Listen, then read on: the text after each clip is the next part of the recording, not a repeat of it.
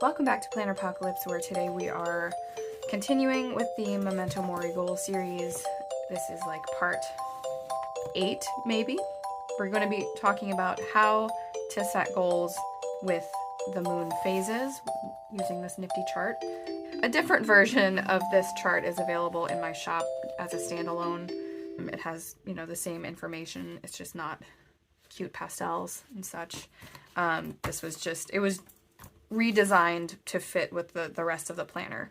Anywho, using natural cycles as reminders, because we know that we live our lives in and surrounded by cycles. The cycle of our life, the cycle of seasons, astrological cycles, and of course, the moon.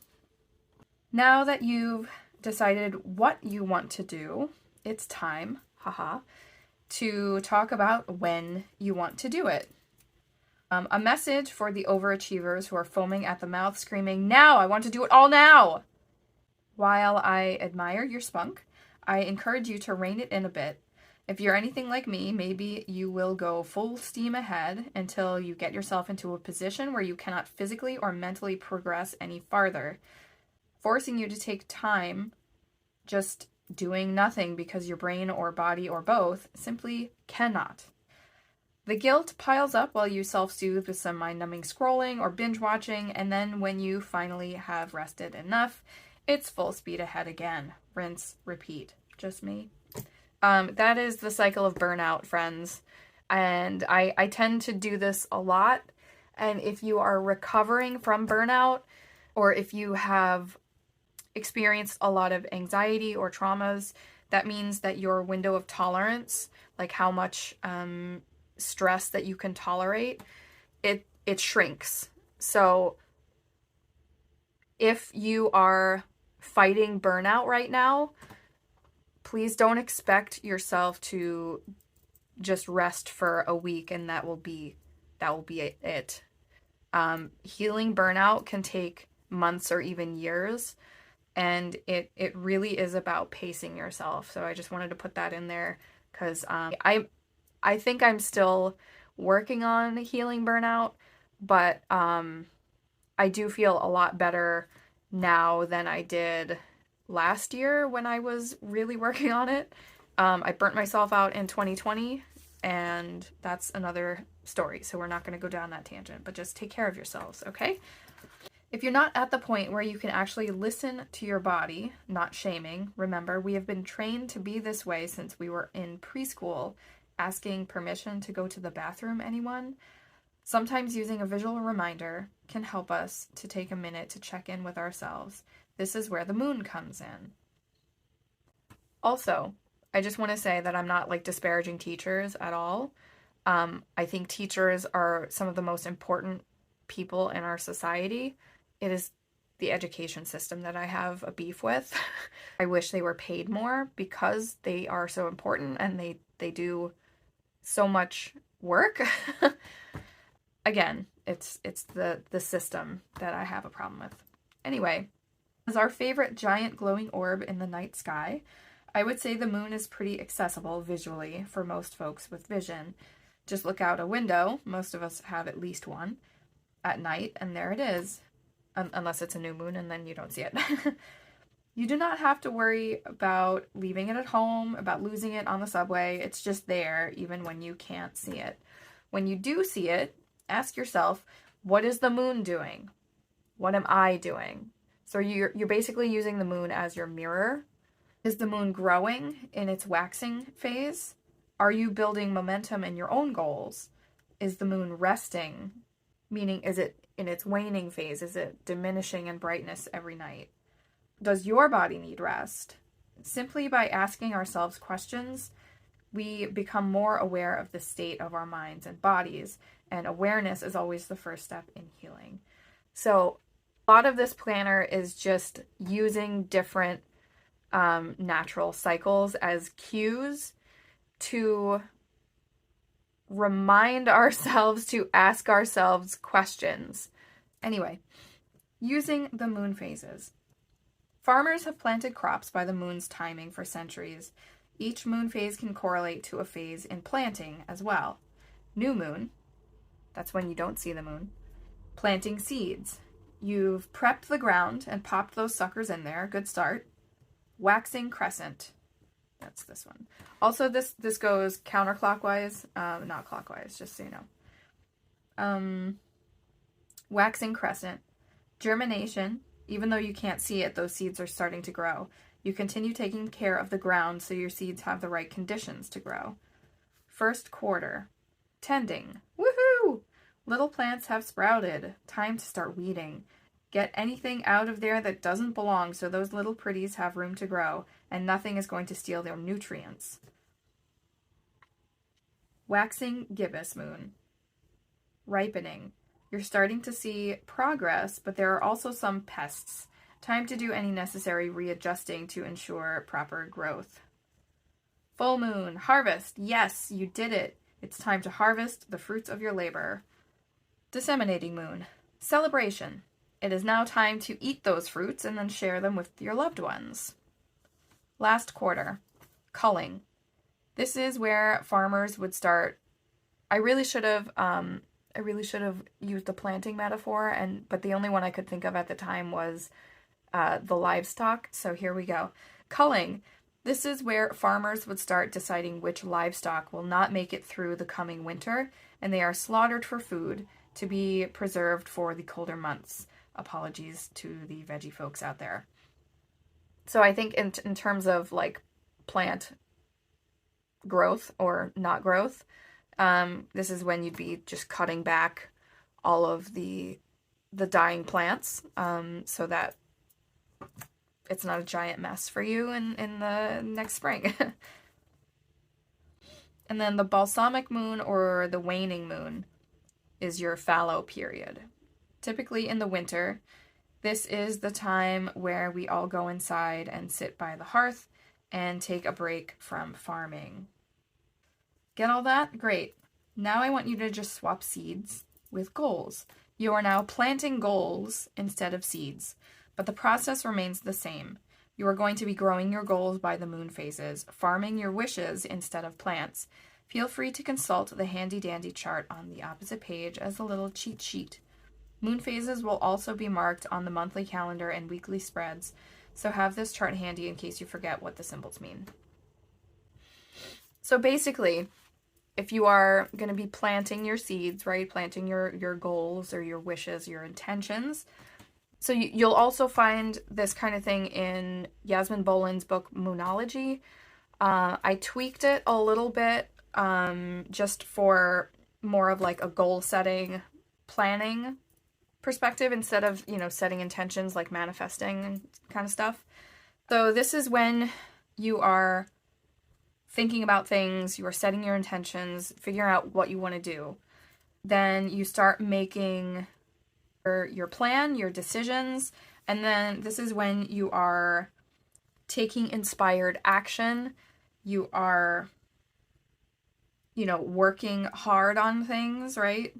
You're not giving up here. You might need to readjust. This is kind of like why we have your weekly review box, so that if there are tweaks that you need to make, because the cycle goes pretty fast, right? It's like every 28, 29 and a half days, right? So that can go pretty quickly. So if there are adjustments that you need to make, you're monitoring your progress throughout each week and, figuring stuff out, making readjustments if necessary. The full moon is when you're like, I'm done. I'm finally done. Or, I'm proud of what I have done so far. And then, this is where we start winding down and reviewing. Then the balsamic moon here, or is your waning period. This is your fallow period, okay? There is a phase of the moon that is astrological and not astronomical. That is not included in this chart. These 8 phases are the astronomical phases, so like science-based, But there is one phase that is like spiritually based, and it's called the dark moon. And the dark moon is between the new moon and the balsamic moon. If you want to time it right, it would be I would say the 24 hours to like the minute before the moon is new, when it is totally dark. And the dark moon is best for really purging negativity and banishing. Even though I do have banishing here on the last quarter, Laura O'Brien of the Irish Pagan School has said that the dark moon period is like the Morrigan's time. So if there is anywhere you need to look at to go into the darkness, like that would be the best time to do it. You can look up the timing of the new moon, like the exact time, and just do it like a few hours before that, whatever you're doing, journaling, whatever, journaling ritual, whatever. Or you can just look at your calendar. I see the new moon, let's go the day before. We'll do like a dark moon banishing, releasing kind of cry my eyes out. Sometimes there's just like a release of negativity that you need to do, like a clearing out before you can set your new intentions for the next cycle. So yeah. Yasmin Boland has also said that Kali is associated with the dark moon. So I would say that any goddess that is considered dark would be appropriate. But, you know, I can only speak from what I've heard and what I've experienced. Using astrological signs. The astrology featured in this planner is not predictive. We are not using it to choose the most opportune time to start something, though you certainly can if you want. Simply because the astrology here focuses just on the moon, so it really is like moonology, and so, you know, Yasmin Boland's book, and not complete picture of the astrology, I should say, and contains none of the many other factors that go into reading a chart for more predictive purposes, like planetary transits, nodes, trines, sextiles, squares, angles, all that. You certainly can just do it with moonology. It's easy. There's, you know, you don't need to know complicated symbols and stuff like that. It's a lot easier and more beginner friendly. Just going by the moon and that, like, the moonology, let's say. I do want to work on my moonology certification for this year, but that's beside the point. It's simply meant to be used as a symbolic cue, like we're doing with the moon, for us to tune into where and how the astrological themes and associations of each sign are showing up in our lives right now. Most people out there will know their sun sign, which is what the horoscopes in newspapers are based on. You don't even necessarily need to know what your sign is for the purposes of this planner. Though if you already know your rising sign and how to utilize it with the tools in here, please go for it. In simplest terms, astrological signs are based on their corresponding constellations, so they are made of stars, just like you. These constellations are based on ancient Greek and Roman myths. As they are story-based, each sign has characteristics. The moon transits through the astrological signs about every 2 to 3 days, and while in a particular sign, it is said to take on those specific signs' characteristics. For example, a new moon in Cancer. Moon in Cancer could be a great time to start something new that is focused on your family or home, as Cancer is a very domestic sign. A full moon in Gemini could be a great time to get together with friends and share ideas you have been working on lately, since Gemini is all about communication and intellectual pursuits. And again, a full moon is about releasing. Additionally, each new moon will come to a full moon in the same sign about 6 months later. This can be a great way to check in with some of your longer-term goals and projects. The next pages list when each astrological sign has its new moon and when it concludes its 6-month cycle with its full moon. You'll also find common themes associated with the astro sign and some related life domains if you want to go plant your seeds in the optimum growing time. Timing is not prescriptive, though. These aren't times you have to be working on these domains. It's merely an opportunity to use the sign as a prompt to check in with your own life. If you notice something actionable, by all means do it, whether it's an active domain or not, as long as you have the resources to do so. So let's say the moon is in Aries, very like go-getter kind of thing, but you are burnt out as fuck, then maybe don't go getter, and that's okay. You are checking in with yourself and be like, can I go get it today? Maybe not. Maybe I will just rest instead. That's totally fine. I am giving you permission if you need to hear that you need permission. You have it. Please rest. Next up is using astrological seasons. Another way to check in or focus on a domain or a particular goal would be to use astrological seasons. The sun, our other favorite glowing sky orb, spends about 2 months in a sign, but switches out around 2/3 into the month. Who needs calendars when you're the sun, am I right? Each astrological season is marked in your monthly dashboard page before the calendar. So that is, please ignore how messed up my my current planner is. That is not the right one. Where is it? So it would be this one, the prep page. This is your monthly dashboard. So again, ignore what I've done. If you have this planner, you will have this page followed by your followed by your monthly calendar. And then you will get your brain dump, and then you will get the organize your brain dump so it's not a complete mess, and then you will go into your weeks, which for me would be over here, okay? So each astrological season is marked on your monthly dashboard page before the calendar, as well as the astro season you'll be moving into. For example, this would be, this in the stars this month in your prep page, your dashboard, whatever.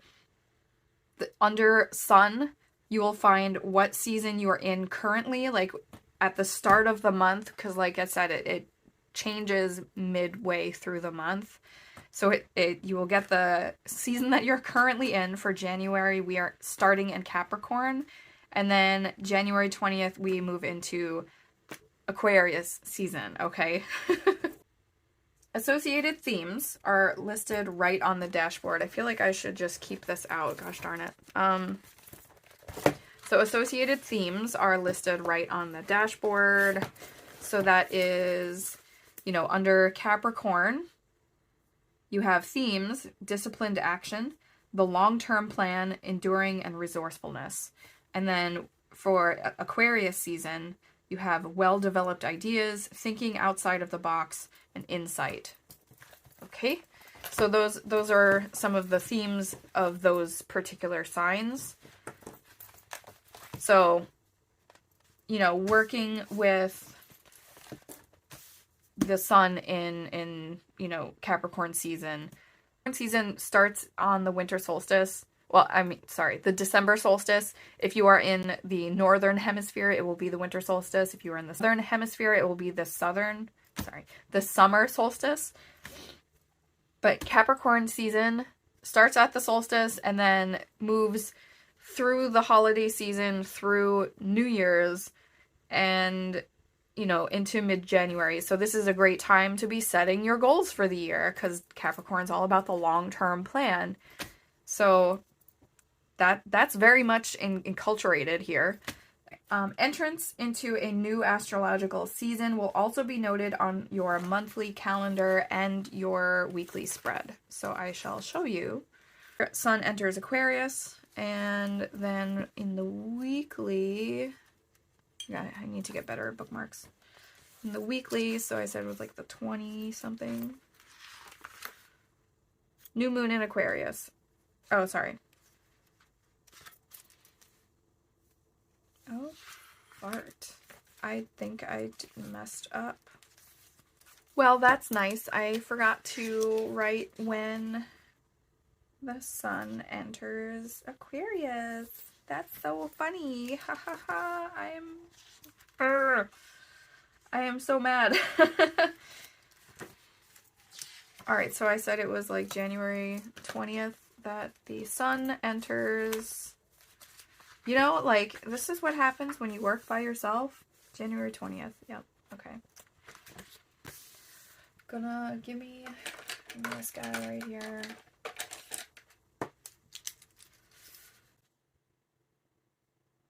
Alright, now I have to check every single thing to make sure that I actually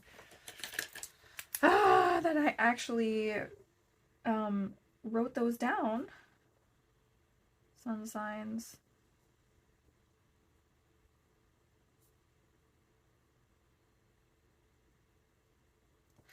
Well, I apologize. Please, if you have bought the planner from me, I apologize for this oversight, and please dashboard for the astrological season and just put it in on the weekly. Good Lord. Okay, so yeah, it says that it'll be noted as sun enters whatever sign. Next year, I would like to have a team of people doing proofreading instead of just my husband and me. Okay, using the planets. Just like the astrological signs they rule, planets have certain characteristics as well, as they were named after Greek and Roman gods.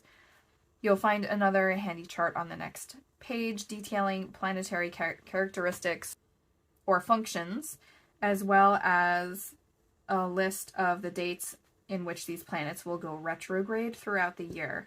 This will be marked on your monthly dashboard, whether there will be a retrograde, like bringing out my dashboard page again. So you have, you know, what the sun is doing this month, what the moon is doing this month, and what the planets are doing this month. So right before Aquarius season starts, Mercury retrograde will be ending, so that's nice. And then what the planets are doing. Put that over there. Get away. Most people are wary of retrogrades, but they honestly get a pretty bad rap. Yes, shit can go wrong when a planet hits retrograde, but things can go wrong even when a planet is not in retrograde.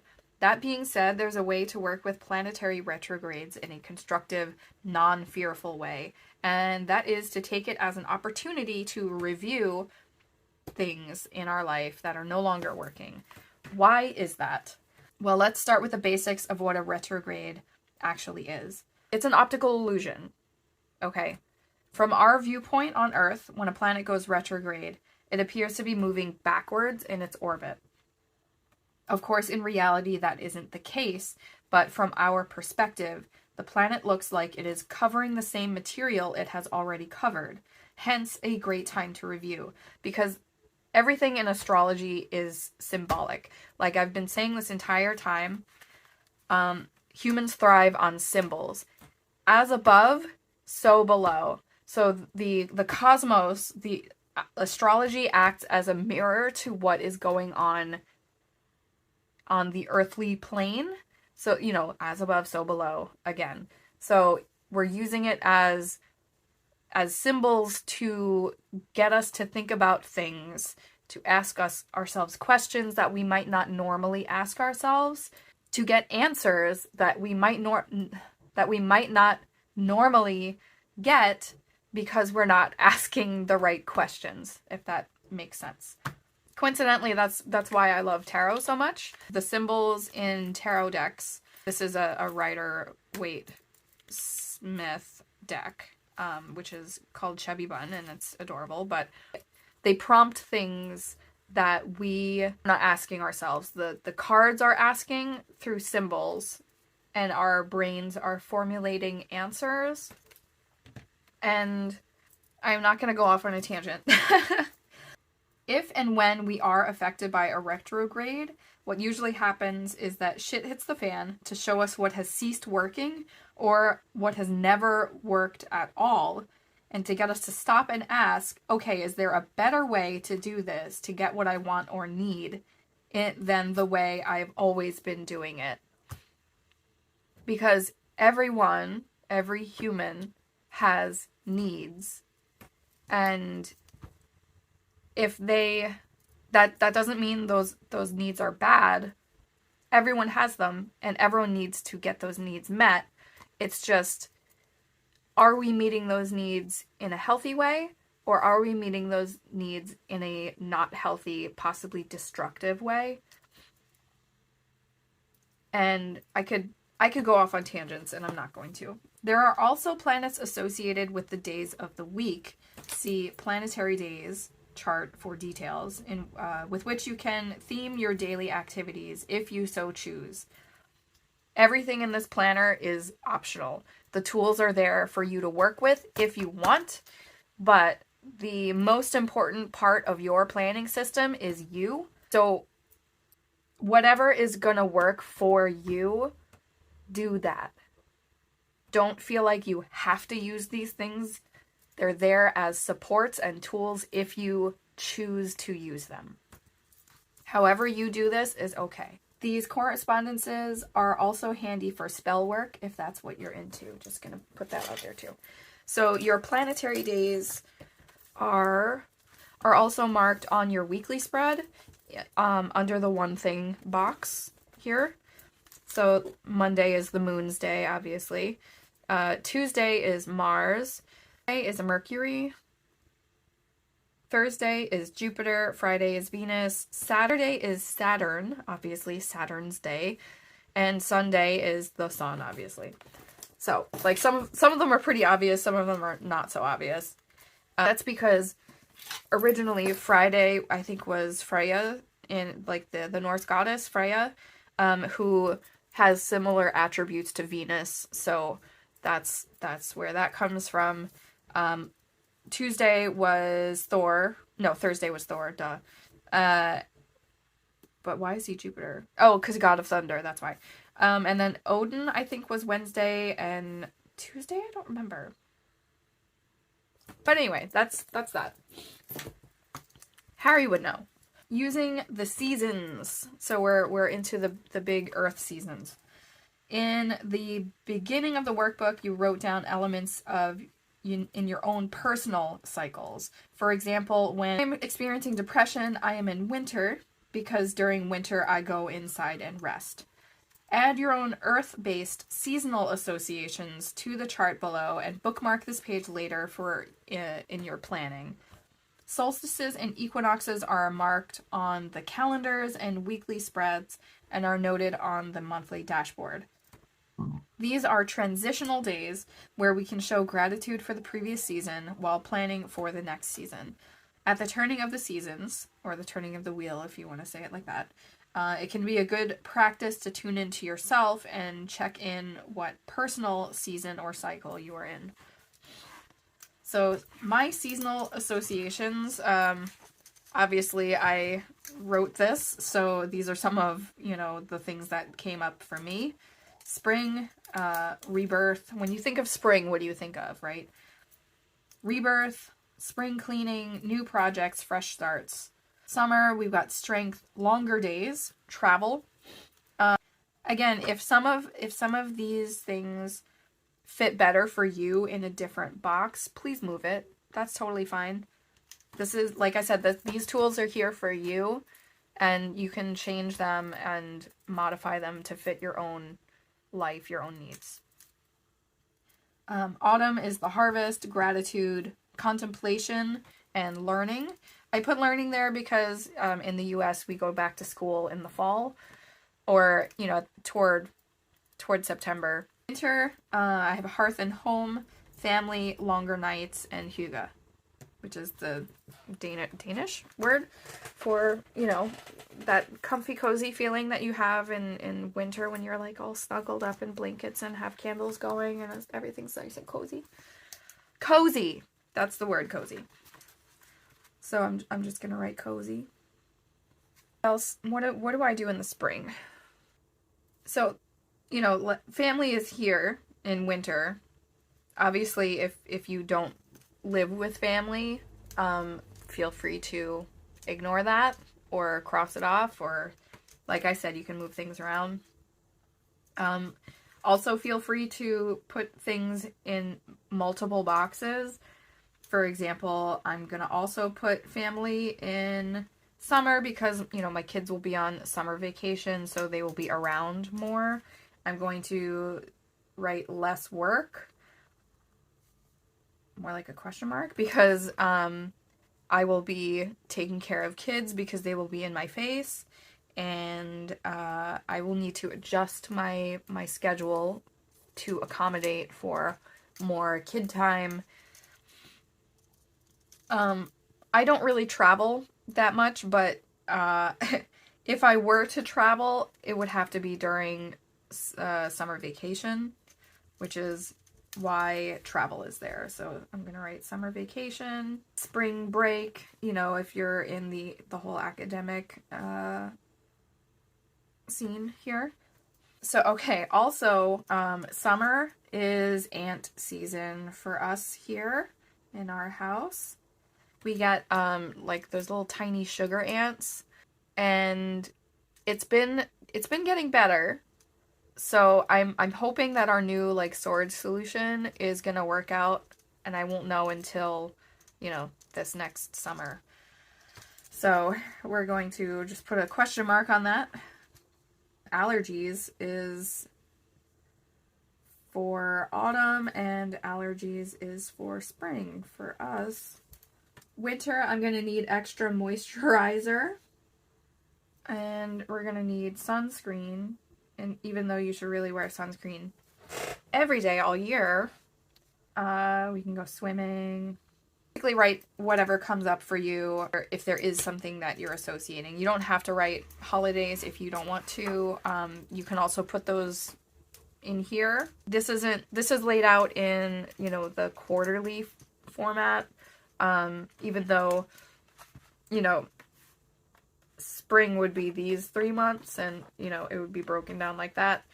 But since this is a yearly planner, I wanted to do it in a way that most other people plan by. So that's the standard, you know, monthly thing. That's the way the world goes around.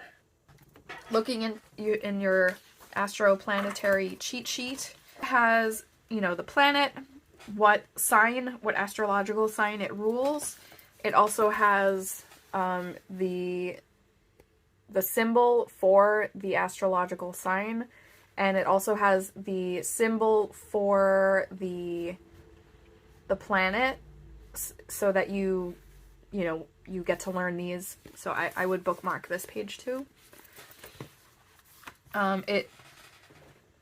The chart also goes over the planetary function, how it applies to our life, right?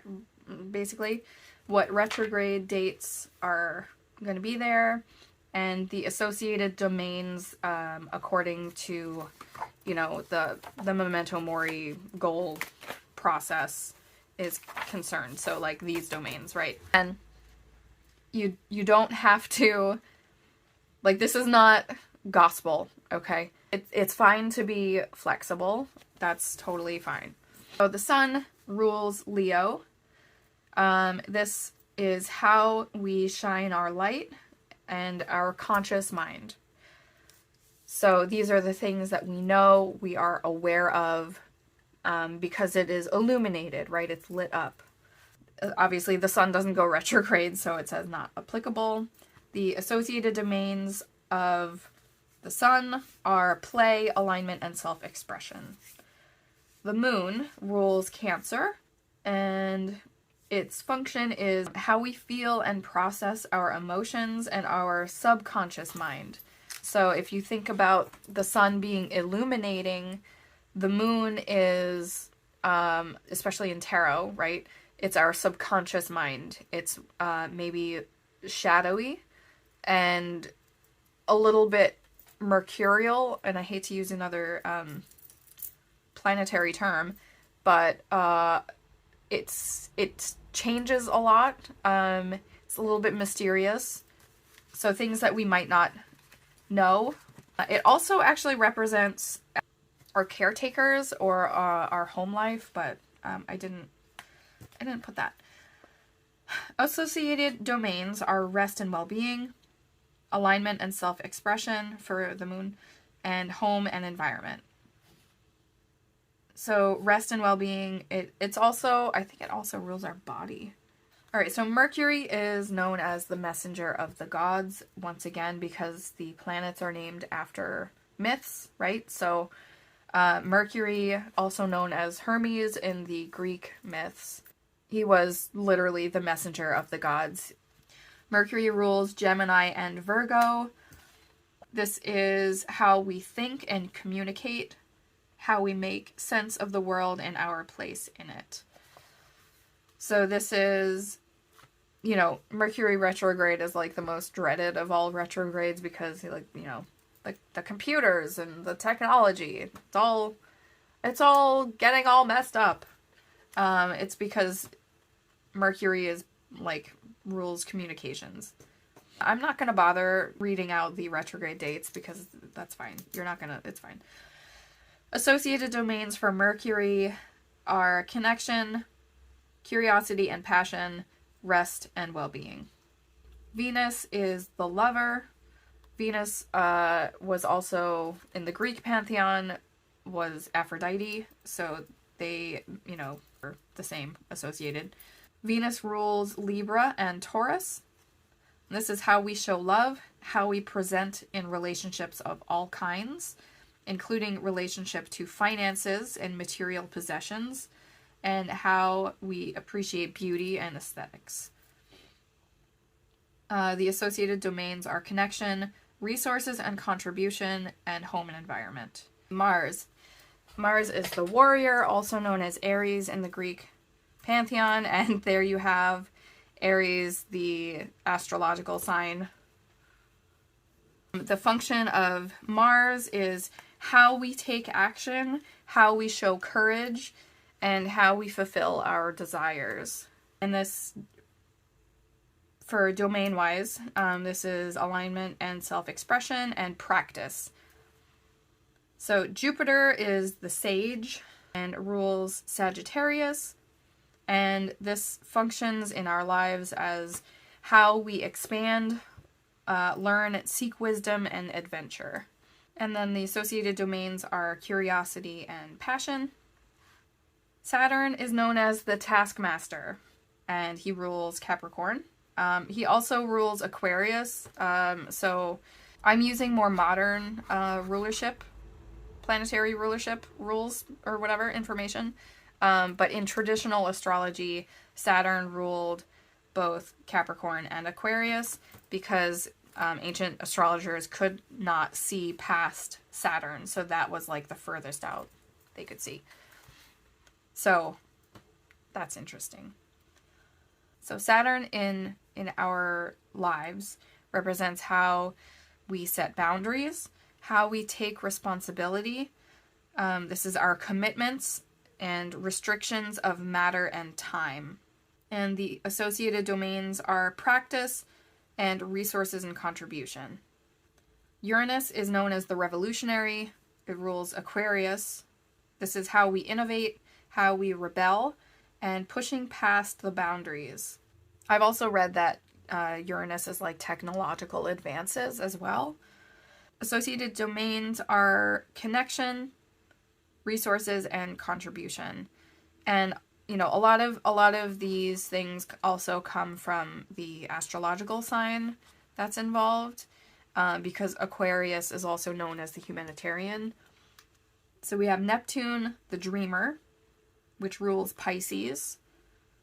So this is how we dream and imagine, and spirituality. So on that note, actually, Neptune is the dreamer, yes, but on like a dark flip side, it can also be like how we are fooling ourselves, like illusions and tricks. So how we might be deluding ourselves or lying to ourselves and stuff like that. So keep that in mind as well. I'm going to write that down. Curiosity and passion, play, because imagination, and rest and well-being. And then Pluto is known as the transformer. Pluto rules Scorpio. In traditional astrology, Scorpio was also ruled by Mars. So Mars ruled Aries and Scorpio. So you have that kind of like violent action base to both of these. But they are both different sides of that, okay? Pluto also in the Greek pantheon, Hades would be the kind of, I don't want to say equivalent exactly, but because Hades and Pluto, you know, Greek and Roman gods got conflated, and that means that they got like confused and merged into one after over time. Hades is god of the underworld, while Pluto was god of wealth and riches. So you have this whole idea about our own underworld and the riches that we find there. And, you know, how we can claim our own inner riches to get power. So Pluto is the transformer, how we claim our power and how we are intimate with others. That can include sex. It doesn't have to. So if you are ace or demi, don't be scared. It's okay. I'm demi. One thing about Scorpio as a sign is that it does not like surface level conversation. So what I mean by how we are intimate with others is how deep are we willing to go under our own surface to really be vulnerable with another person. Because I feel like that's where real connection is. And that's how I am, even though I'm not a Scorpio, but I do not like surface level stuff. Like, let's talk about the heavy stuff. And then the associated domains are rest and well-being, connection, and resources and contribution. I really want to do like a planetary series and, you know, talk about each one of these things and like the myths behind them and all that stuff. But maybe another time. And then the planetary days, I already went over like an overview, right? And then you have the element associated and the theme. So for Monday, the moon, here we go. You can tend to your emotions and your body. For Tuesday, Mars, fire. You are taking decisive action. Wednesday, Mercury, air. Learning and intellectual pursuits. Again, don't feel like this is the schedule that you have to live your life by. You know, it's there if you want it. Thursday, Jupiter, Earth, and that is expansion and abundance. Friday, Venus, water, beauty, love, and connection. Saturday, ruled by Saturn, is an Earth-based planet. Loving discipline and introspection. So if Saturn was going to be represented by a tarot card, it would be the Hermit, for sure. Sunday, the Sun, represented by the tarot card, the Sun. And the element is fire, and the theme is gratitude for everything the light touches. And some of you might be thinking about the Lion King, and then I actually make a reference to the Lion King down here in the footnote. What about that shadowy place over there? You know, says Simba. The most powerful transformations come when we can show gratitude for our own shadows as well as the light. And that is something that I've learned through doing a lot of shadow work. Yeah, and then we get into our astrological lunar cycles and their themes. So this goes into every sign has a little box. And in the box you have the new moon date. For Capricorn, our new moon was last year in December on the 23rd. The full moon will be July 3rd, which is actually my daughter's birthday this year. So that is our 6-month window. The themes and associations associated with Capricorn are disciplined action, the long-term plan, enduring, resourcefulness, and business. I put that in there because typically when you Google, Capricorn, associations, business is gonna come up.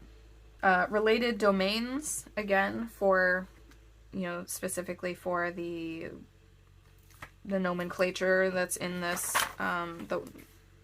in this planner, We've got practice, resources and contribution, emphasis on using resources responsibly.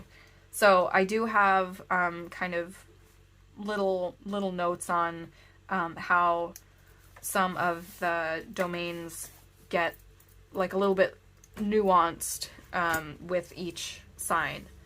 So, for example, in Aquarius, the themes and associations, again, are well-developed ideas, thinking outside the box, and insight. In the related domains, I have resources and contribution, emphasis on contribution, society at large, and community. Because Aquarius is known as the humanitarian.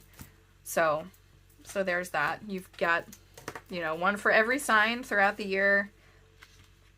And then you go into your seasonal quarterly roadmap, and then you actually get into the planner. So this is the last thing that I'm going to do. So let me grab my pens that are all color-coded. So all of the astrological signs are marked here that are like active during a month. And that is based on, for example, Capricorn in January. We are in the middle of the 6-month period. So that's between December 23rd, 2022 and July 3rd, 2023. So you see Capricorn is going to be here listed until July, and then in August it drops off. Okay? So, and then the same thing, with Aquarius, and then in September it drops off. And then a new sign comes in. So that's Virgo. So once again, you might not remember these symbols, so just keep this handy. Keep these few pages here handy so that you can work through these things, or totally don't bother, or don't mind, it's totally up to you. So over here it says transfer your milestones, projects, habits, one and done tasks to where you think they belong. Feel free to use sticky notes if you're not sure these placements will be permanent. Try not to lump everything into one particular season. Mark down any holidays, birthdays, themes, deadlines, social media trends, hashtags, campaigns, or whatever else you need to be aware of as the year goes on down below. Astro-lunar cycles have been marked in each month if you want to use these themes from the previous pages. So, for example, I'm going to write down some holiday stuff, right? So October, we've got Samhain. August, we've got Lughnasadh. May, we've got Bealtaine. That's, for anyone who's like, isn't it Beltane? I'm using the Irish pronunciation. Bealtaine is the literal word for the month of May in Gaeilge, the Irish language. That is literally what they still say today. So that's the word I'm using. As an Irish pagan, I want to be respectful of the culture and not anglicize the word. And then Imbolc is in February. We're also gonna put Halloween. Whoopsie. What am I doing? Thanksgiving. Xmas. No, the spring equinox. What in the world? Summer solstice. autumn equinox, and winter solstice. Well, purple is always like my spirituality color. Alright, so taxes are due in April, so I'm going to write taxes. So I need to actually start working on taxes here. I'm just going to gather tax info. Because I don't want to be doing this like in a rush, because then I'm going to have a panic attack and that's no good. Navy blue is my business stuff. So I have my Handmade Alpha calendars on my iPad, which is not here right now, so I'm not going to actually do that right now. This is playtime right here. Birthdays I'm going to put in pink. March is Sunny's birthday, and January is Nick's birthday. July is Callie's birthday, and December is my birthday. August is my brother's birthday. April's my dad's birthday. And then November is my mom's birthday. That's all I'm going to write for birthdays. Those are like the main ones. So you can also, write down your cleaning schedule if you have things that happen quarterly or even per month. I prefer doing it as like a big block. I don't like doing, the 1 to 31 overview for a month. Like, I don't like a numbered list, because what if something is, like, what if multiple things are happening in a day? I don't like that. So, yeah, it's more functional for me personally, the way I do things, to just dump everything in a box and, go from there. So I have work things that will be due. I just don't know when those are yet. So we're going to look at our goals here. All right, so we are going to be homeschooling until, I might homeschool until December, just to try to get in some more stuff that he missed. My kindergartner is not liking kindergarten, and I'm a little bit worried. I can't take on homeschooling her yet. Like, she likes it, but she doesn't want to go. She likes it once she gets there, but there's resistance and some like anxiety. I don't know. I would like her to just stick it out a little bit, but yeah. And we have a break, and then we go homeschool, and then he will be done, and I will be done. My last year homeschooling my high schooler. These are kind of question marks. I should put question marks. So this is like if needed, right? Okay. So writing, we've got Camp Nano in April, and then July we've got Camp Nano, and then November we have NaNoWriMo, like the big one. Okay, so I could write different, ideas for content here, but I'm gonna just put that in my work planner, and I'm not gonna put that here. I could also put like bills that are due, but I don't want to. I think I'm gonna just have that in my budget planner once I get that together, which is something that I need to do. All right, so one thing that I want to be doing is my secret project. Memento stickers as well. I just finally got the sampler done. I think I talked about this in the January plan with me, which I recorded yesterday, even though I'm not done, filming this thing. But I'm starting to do stickers. I'm not sure yet whether I want to do digital stickers and or paper stickers. Like, I'm not sure. Or both. But this is a shop freebie, for people who buy physical items from my shop. As of right now, I only have like a couple of physical items in my shop. So eBay. Oh yeah, homeschool planners. I want to be doing, like, I need to have that ready by May. So homeschool reschedule planners I want in May for my shop. Anyone who has not been here before, the reschedule project is where I take an outdated planner and I upcycle it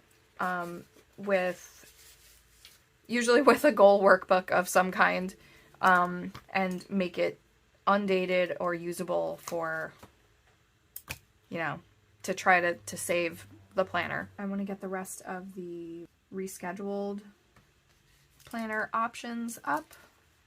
And then I also have, okay. So as you can see, January is quite full. So that's my cue to be like, that's enough. That's enough of stuff that's in there. Don't cram too much in there. So we will take a lot of these other things and sprinkle them throughout the year. That is the gist of this planning system. And then you would take stuff from here. You would consult this for when you're setting up your monthly. What are the top domains for the next 3 months? I picked finances, practice, and alignment and self-expression. Then you would put those domains here, and you would pick some of your little items and to-dos from those domains and put them in here. And if you have anything else listed for January, you know, make sure that you're putting it in here. And then, you know, you would filter it into your weekly. Right? Okay, great. Okay, well, if you have stuck with me for this whole goal planning process, thank you so much for watching. This is a labor of love for me. And, you know, to finally be in a place where I can make this available to other people, it took a lot of work, but I'm so grateful for, you know, those of you who have supported me with this. You know, that it makes such a difference to a small business. So thank you so much for watching, and the Memento Mori Goal Planner is on sale in my Etsy shop, which will be linked below. And if you liked what you've seen, consider subscribing. I will be putting out hopefully a little bit more regular content this year than last year. So yeah, thanks for watching. Bye bye.